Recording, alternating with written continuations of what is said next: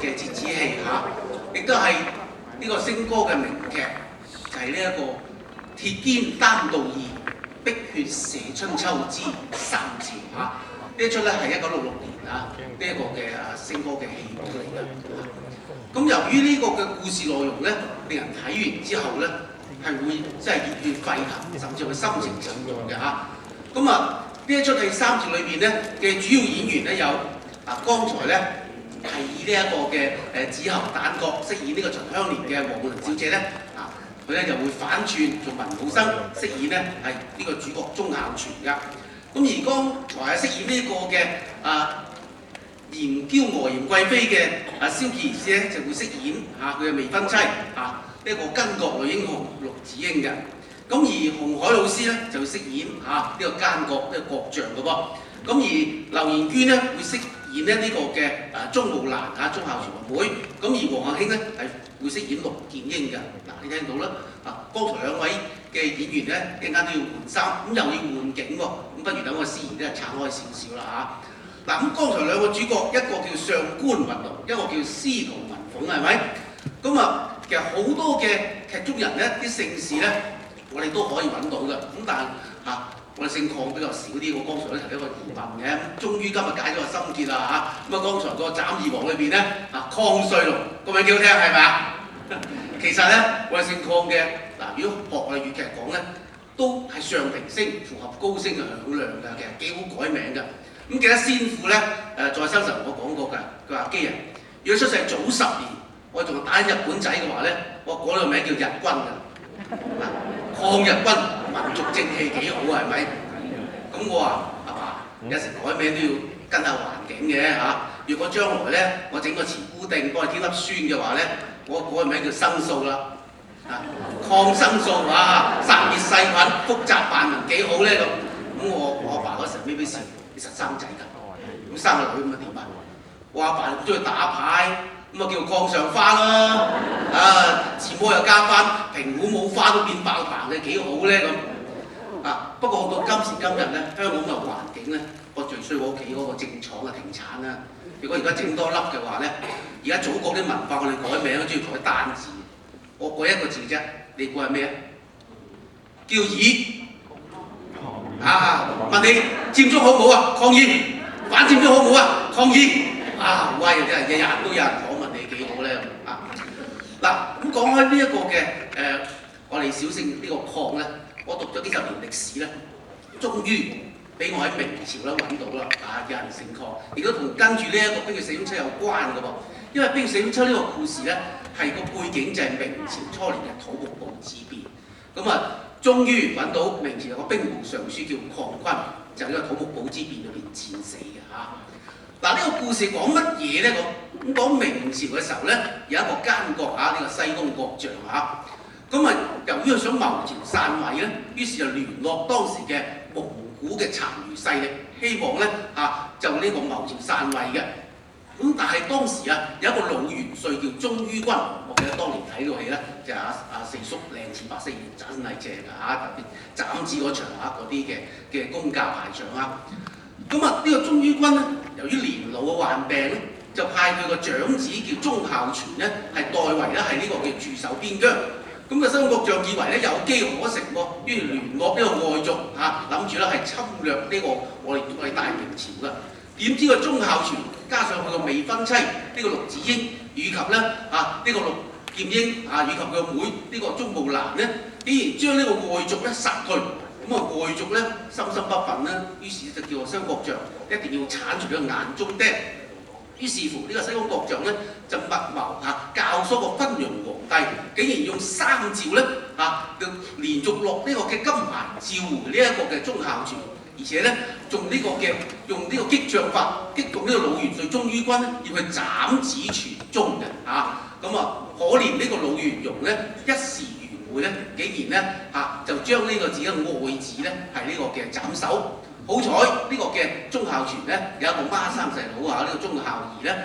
於是乎最後咧就呢個嘅誅殺呢一個嘅國將咁呢出咧《碧血寫春秋》咧係5幕劇㗎，包括第一幕中伏啦，第二幕呢個三召，第三幕驚變，跟住斬戰同秦奸都係非常之精彩㗎。咁今日我哋咧就會選演呢一個嘅三召呢一幕。嗱，好多時我哋成日講人咧有時要天將降大任於斯人也咁然後先至經歷種種嘅磨難先至成才。其實有時戲就一樣嘅噃。嗱，當年星哥佢演出呢一出呢個嘅《碧血寫春秋》咧，咁喺大會堂演完之後咧，第二晚就啱啱做到乜嘢咧？天星小輪加價咁結果當然啦，由於好多嘅社會嘅動盪不安咧，咁就影響到呢一個嘅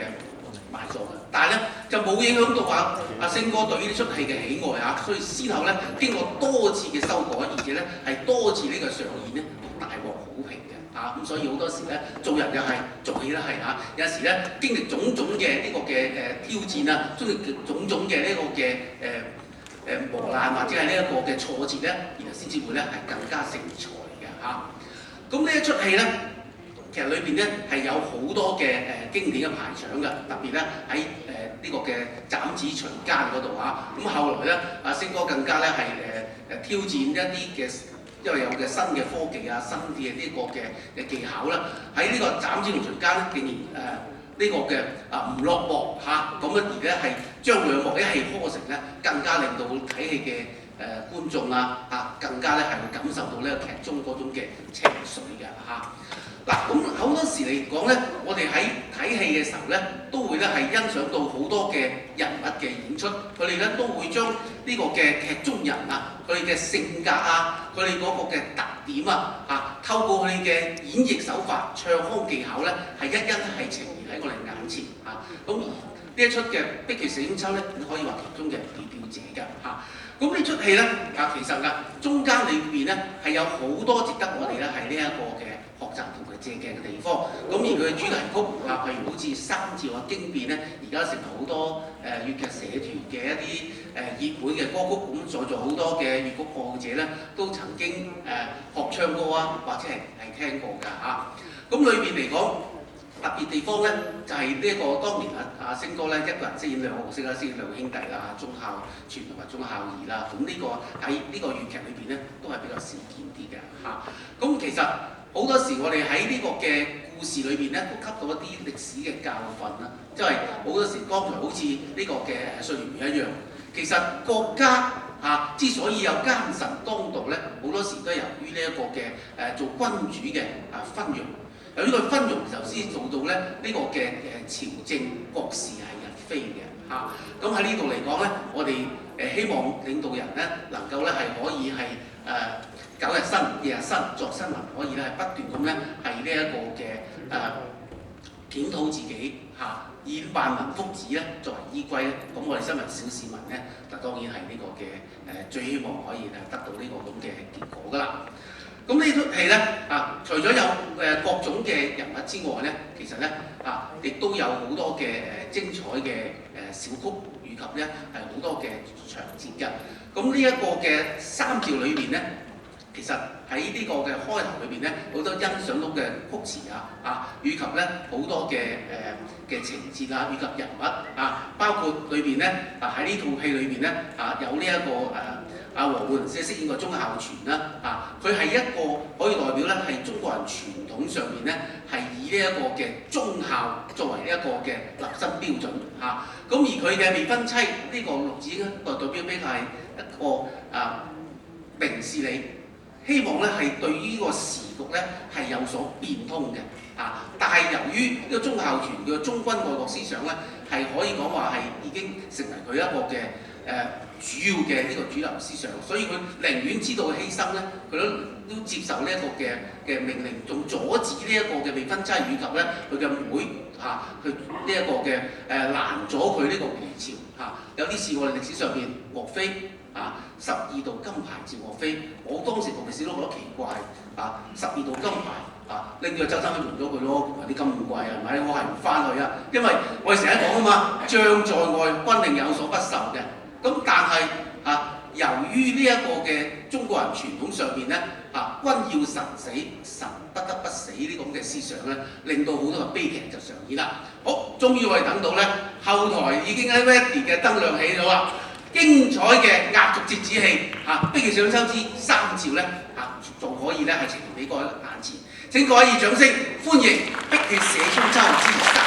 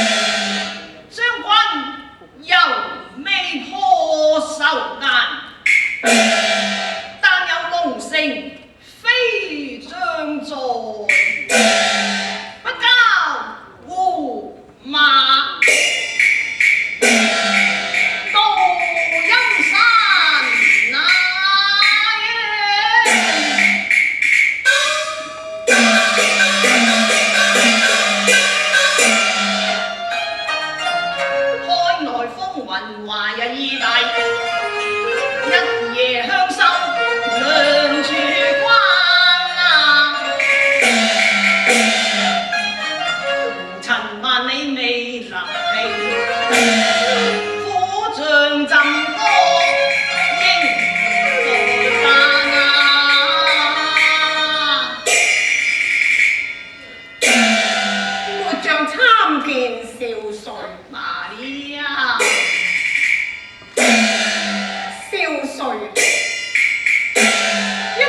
任以來，從此軍威重振，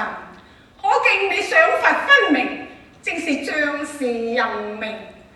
今日身兼重任，你而保重禁區，何故你徹夜不眠，忍受那風寒傲難？羅先鋒，可知道強敵當前，守土有責。我上面國因下城負分，又豈敢偷安墮治呢？何況敵勢未明，受怕難操勝券。我正無苦無退兵之策，怎不廢寢莫餐？少帥能以肝膽照人，末將自當追隨其名。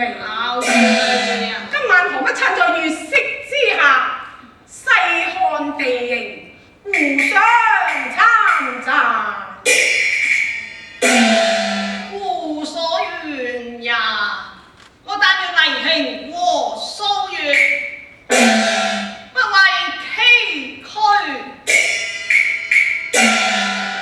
無離間。